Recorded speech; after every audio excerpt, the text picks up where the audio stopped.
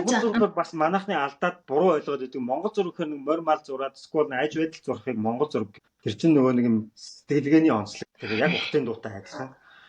Тэгээд монгол зургийн сэтгэлгээ одоо тэр философи тэр юмс орчин үеиж оруулаад ирэхээр айгүй гой бүтээл болоод ирж байгаа хэрэг. Нөгөөх нь уламжлалт нэг шинжилгээ хийж хослуулаад түүнгод нэг хаа герман мерманаас Австраас ирсэн хятадаас солонгосоос ирсэн нөгөө нэг куратор чи үрчилчээд энэ ямар сонирм ажиллагаа байна гэж боддог. Нөгөө нэг яг академик уран зураг бас биш.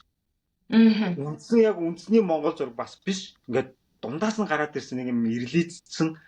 Тэгэхээр ингээд гадныхын дүртэлтэй бүр Австрик, Герман дүртэл ингээд урлаг ямар амир дээдсэгтэй хөгжсөн бэлээ. Тэгэхэд дүртэл тэдний ингээд нүдэн дүртэй байдаг.